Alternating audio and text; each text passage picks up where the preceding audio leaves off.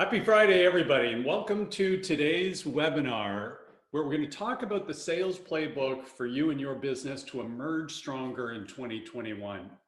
What an extraordinary time in history. Never before have your clients and prospects needed the solutions and the help and the capabilities that you can provide. They need to emerge stronger, and great salespeople help companies solve problems. So it's a unique opportunity and time for you to really knock the ball out of the park. And what we're going to talk about here today, gang, in the next 30 minutes is the core elements of the sales playbook that you're going to build for your business in the back half of 2021 to completely knock the ball out of the park. And gang, as with all of our workshops, the only intent here today is to share some strategies, processes, and tools with you that will enable you to be better at this right away, today. That's our goal in the next 30 minutes. So first, we're going to start with understanding the core elements of the sales playbook. And this applies, by the way, whether you're a sales leader, building the plan for the team for the back half of 2021, or if you're a direct contributor. So you're trying to build your game plan for your territory or region or patch for 2021. We're going to think about these things in this order. And the way to look at this playbook chart, by the way, is to consider any core capability on the left side of the chart. If we can do these four things and think through these four components well, you're going to have revenue in the corporate bank account in the far right of the chart. So let's get at it. The first thing, gang, value proposition messaging. We have to be able to capture the essence of how we think we're going to compete and win in our marketplace. And 35 years ago, they called this the elevator pitch. Today, we call it value proposition messaging. And it's really a combination of three things. First, we've got to capture, our core capability, how to explain what we do. But more importantly, we've got to explain why should somebody care about what we do? So what do we do for the client or prospect? What desired business outcome do we provide? And then finally, we have to have capabilities and understand how we expect to compete and win in our market. And that's competitive differentiation. Tricky thing about competitive differentiation we'll get to in a second. But what is unique and different about you, given there are other options in the marketplace to do the same thing? So it starts with value proposition messaging. And you'd be surprised what happens, team, when you play this back to yourself. Role play. Leave yourself a voicemail where you explain your value proposition as if you're doing it to a prospect. It's interesting to hear yourself in terms of what you communicate here. But once we've nailed our value proposition messaging, the next thing we think about is, where am I going to take it? So what's my territory game plan? How do I intentionally build sales pipeline within the given territory? So we can call that territory management. We can call that a little bit of target marketing, but it really starts with being very clear on our ideal customer profile. Start there. Who is the perfect client for you and your business? Who do you want? Size, scale, business problem that they have that you can solve for, growth orientation, their view of your business discipline. Who is the perfect client for you? Okay. And once we understand our ideal customer profile, then we're going to think about, how do I go build pipeline of those ideal customers? First, we're going to look at our current client base. If you're in a business where you have multiple products and services that you can sell into one client, then you're going to look at your current base and say, can I grow share of wallet? Can I help my current base with other things?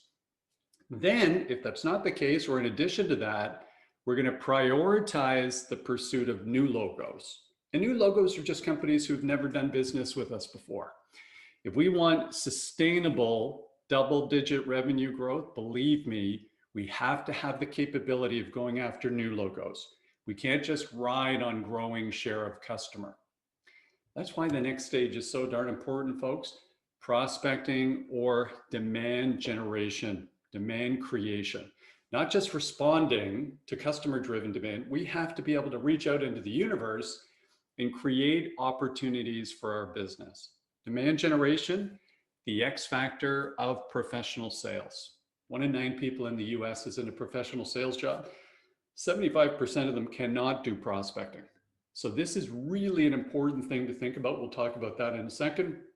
And then finally, the first 3 chevrons, fancy word, for a Friday, first 3 chevrons will actually create a qualified sales opportunity for us. We then need to be the company that executes better in that engagement with the client or prospect. And that starts with really understanding our sales process. So what are the steps to complete a sale for our business from our view, from the seller's view? But more importantly is, how does that look to the buyer? Okay, so what's the buyer's journey and how do our activities interplay with the buyer? How are we really helping them kind of investigate and engage us to make a decision? So you've got to tie your process into a buyer's journey. So we'll talk a little bit about that. Then we've got to think about things like sales strategy. So if sales process is the steps to complete a sale for our business, then sales strategy is our game plan to move along each of those steps successfully. Those are 2 different things. There are a lot of things that go into this, folks, too. Call planning for better outcomes with clients.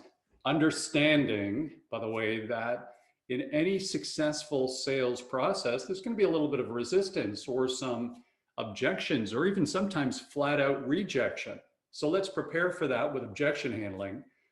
And then in this day and age, certainly in 2021 at this point in time, I think we've all got to be really good at this, virtual selling, starting to think about and continue, frankly, not just think about, how do we do this in the world where we're not always going to be face to face with our buyers in the same room? So these are the core elements of the sales playbook that you need to consider. And for those friends on the webinar today who've signed up in advance, you've all received a copy of our sales playbook scorecard. So that's how we feel we can teach you a little bit of something in the next 30 minutes. We're actually going to talk through each of these steps. And what I'd encourage you to do is jot down some notes. What's working well today in terms of your program? What needs to be improved? Doesn't have to be complicated, high level. And then finally, what's the first step? We're going to give you a little bit of time to think about that today. And our tools, by the way, are writable PDFs. You just start typing into any of the blue sections, but please be sure to save your work because the tool's built so you can reuse it. Now, our friends on LinkedIn or Facebook who are watching this live today, if you want the tool, all you have to do is message us. We'll send you the tool at a later date after the webinar. Just message us, please send me the tool. So team, let's jump into the sales playbook. Let's get into, easy for me to say, by the way, let's do a deeper dive on each of these core elements. And I'll remind you that you can ask us questions through this webinar if you'd like. So through the chat feature, you can ask a question. And my great teammate, Neil, from our marketing team, he's on board here today. He'll actually scan the questions and call them out when appropriate for me to try and address them. So let's start with that value proposition messaging. Okay, 40 years ago, they called value proposition message the elevator pitch. Okay, you've heard that a lot. Really, what we're trying to do is capture briefly, concisely, how do we expect to compete and win in our marketplace? And it's this magic triangle of capturing our core capability, more importantly, tying that to a desired business outcome of our client or prospect, and then finally, giving them some reason to engage us. What's our competitive differentiation? How are we unique and different about some of the options they may consider? Now, a note about competitive differentiation that makes this so tough. It's got to be a fact, not your opinion. So, hey, we do great sales training at End of Funnel. That's my opinion. The fact is, we get a more north of a 4.5 out of 5 rating, typically on all of our sales training workshops. The fact is, we've actually offered a money-back guarantee for every single workshop we've ever run, and nobody's taken us up on it. So there are some facts there that might reinforce the opinion, but facts matter, precision matters. And it's got to be relative to competition, competitive differentiation, relevant to your customer, they need to care about it. And again, it's got to be a fact. So when we capture this value proposition messaging, okay, this is so critically important because we'll leverage this multiple times every day. We'll use it to start sales cycles. A lot of demand generation, we need that value proposition messaging. But it's also used throughout the middle of a sales process and frankly at the end. It gets very specific in terms of things like competitive differentiation or the desired outcome we provide clients when they're trying to build a return on investment business case for your product or solution. So you're using this all the time, but let's remember the forgetting curve. It's a funny statement. Let's remember the forgetting curve. The forgetting curve continues to teach us that people can't remember anything. So as a result of which, when somebody says, hey, tell me a little bit about your company, we have to be brief. We have to be concise. We have to be economical. Because if we go on a 3 or 4 minute diatribe, they won't remember anything we want them to. So value proposition messaging, real key component, why you? Now, when we think of the 3 elements of the value proposition triangle, look at the buyer's perspective.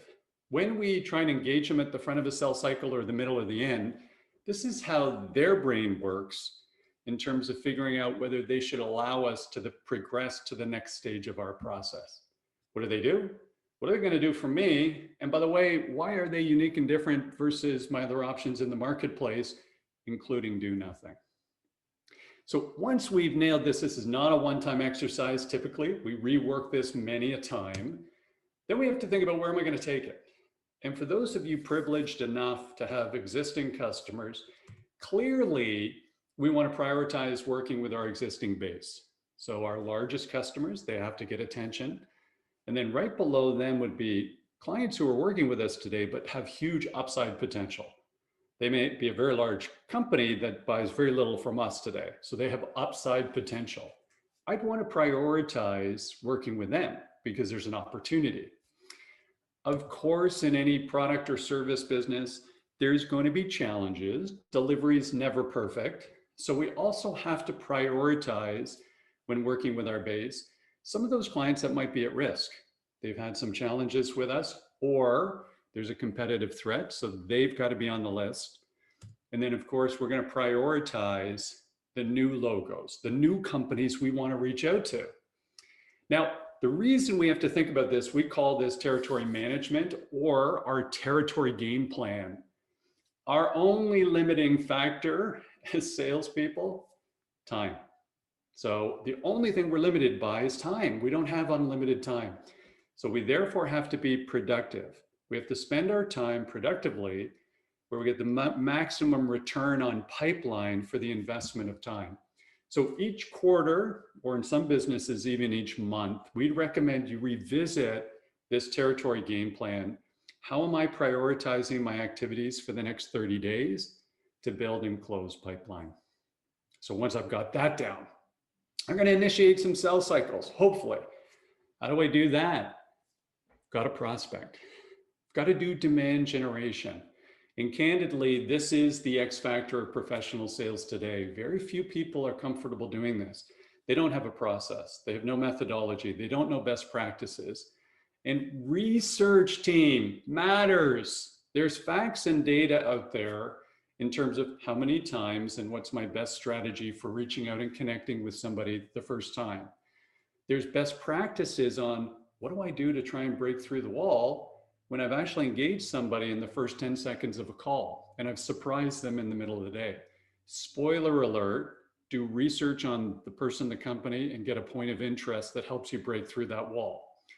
I want to be able to have a process for the discussion. So I'm not just trying to build rapport and hope something good happens. It's a tough way to spend your day. If you don't know what you're doing when somebody engages with you, then you're just dancing all the time and they can sense it. They want to work with salespeople who are calm, confident, empathetic, meaning they make the conversation about me as the client or prospect, and they can add value. Okay, they can add value. So not an easy thing to do, but there's process, discipline, best practices, and research you've got to apply to your demand generation efforts. When we do that, we'll create a sales cycle. Okay, and then we have to think about what's our sales process. How do we figure out if we can really help a client or prospect? Spoiler alert again here. Middle chevron matters. Discovery. It's about them. Don't talk about your product and service. Ask great questions that gets a better understanding for the individual you're speaking to and their business goals and objectives. Earn the right to have a vibrant discovery. And the more you understand them and their world, the better position you're in to figure out, is there something you can do to help?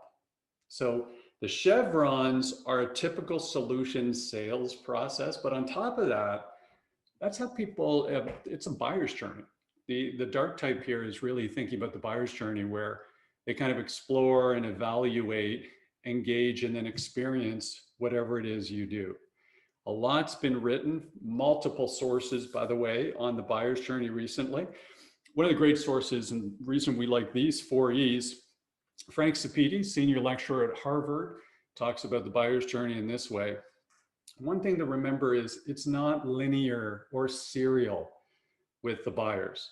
You know, they do these things like explore and evaluate and engage. It's always going back and forth and back and forth. Gardner's got a lot of research here.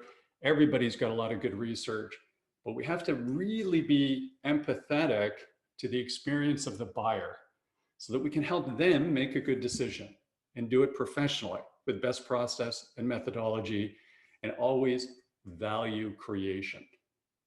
Now, there is strategy involved though. And in simplest terms, sales strategy, simplest way of explaining this, I probably only have 30 seconds, so I'll try and do that. You know, the easiest way of thinking about sales strategy is multiple people influence the decision to buy your product and service. They all have different needs and wants. They all have different levels of authority on that decision. So it's navigating an org chart and then understanding a couple of things. Okay, what degree of influence do they have? What's important to them specifically, both personally and professionally, or emotionally, and then factually? And how do they feel about us? So we need a format or a structure that's simple for thinking about strategy. And we've created one within the funnel. We've got a sales strategy template that takes less than 15 minutes to complete. And the intent here is to do two things. First of all, assess how I'm doing in the deal. So in kind of an unbiased, objective format, if we fill this out. And then secondly, it helps me create a game plan of what should I do next to improve my strategic positioning? Where do I have a gap and how do I elevate this? Another thing we're massive on, by the way, is collaboration, particularly on sales strategy. Our experience working with our wonderful clients all over the world these days, by the way, is that folks spend a little bit too much time on just solutioning the offering, getting a proposal in front of someone before thinking about how do we win what we're putting in front of the client or prospect. And by the way, again, that's not pitching a product. That's the more I know about the client or the prospect or their outcomes, the better position I'm in to show how we can help them achieve it. It's got to be about them. And the way to elevate my positioning with that client, by the way, let's make sure we're adding value in every conversation with the client or prospect. You're going to reach out to folks who aren't interested in what you do today, particularly if you're doing demand generation. Let's make sure we've got something in our back pocket to share where we say, listen, I understand now's not the right time, but I'm so glad we're speaking because here's a couple of ways I think I could add value to you in your situation right now. Could be research, could be insight, could be information about your base in terms of how your clients and prospects are emerging stronger from these turbulent times. It could be a process or a tool. So think about this either individually, or we've got a lot of CEOs and sales leaders on the call today, as a team. Hey, next week when we kick off things on Monday morning, let's get together and go around the room and ask our teammates, how do you add value on a call? Believe me, folks, you may speak to somebody next week where the timing's not right, but they'll remember it if you provide value. when you reach out to them again 5 months from now or a year from now, they'll remember. Lead with value. By the way, the other thing that happens with value, if we're leading with value as a professional, we will feel better about the role of professional sales. Okay, right now, there's a lot of challenges in terms of how happy and satisfied are professional salespeople. Do they feel like we're marketing automatrons, where we're just dialing and smiling, or are we actually adding value in a process somewhere with a human connection? You'll feel better about what you do if you add value in every conversation you have with every client and prospect. Okay. And then finally, there is some math involved, team, as we all have goals and objectives. The CEOs on this call today have goals and objectives. The heads of sales on this webinar today have goals and objectives. The sales people have goals and objectives. There's some math with conversion metrics that we have to adhere to. You know, one of the things I loved, I'm a fan of Peloton. Yeah, there's no sponsorship, I'm just a fan of it. And one of the things is just the learning I get every time I'm in one of the spin classes where they talk about when you're trying to work out, there's frequency, okay, there's duration, and then there's intensity. There is some math involved in it. And they speak a lot about folks who, you know, once every 2 weeks kill themselves on the Peloton. They're never going to get any better. They might be much better off having an easier ride every second day and a shorter one, but that's easier, where there's a frequency in addition to duration and intensity. So you think about, okay, what are my activities? How do they lead to objectives and then get to my goals? So these are the things to think about. Now, if I was a salesperson getting ready for Q3, right at the end of June, starting calendar Q3, I'd start to think about these things every week and say, what's my weekly goal of activities that I think will lead to objectives that might ultimately lead to results for the month? So an activity might be X number of reach outs to a client or prospect. An objective might be actually having a quality conversation with someone, actually them and having a quality conversation. And then that might lead to another objective, which is a qualified proposal or opportunity. And then how many opportunities do I need to close one deal? Think of it in those terms. Now, friends, a couple of thoughts here. First of all of you have growth orientation, or you wouldn't be on the webinar here today. So just a huge thank you for investing a little bit of time with us. When we're doing single webinars, just me, we're trying now to move these to 30 minutes so we can give you a lunch and learn or a breakfast and learn with something you can take away today. That's our only and main goal of doing this. So the hope is you grab something here today that you can actually leverage. If you want to go deeper, we do sales training programs for professional salespeople where you're in our program for 90 days. And we do sales training programs for sales leaders or CEOs, but you're going to be in the program for a year, okay? We know single event sales training does not work. So that's why we do these programs 90 days or for a year for sales leaders. But for today, whether or not you move forward with us or want to chat, think about right now, after the next 10 minutes after this call, based on what we've spoken about, do a stop, start, continue. So stop. What are things you're doing today in a professional sales capacity that we're going to stop? One thing might be reaching out to anybody before I actually have my research done on the person, the company, and a point of interest.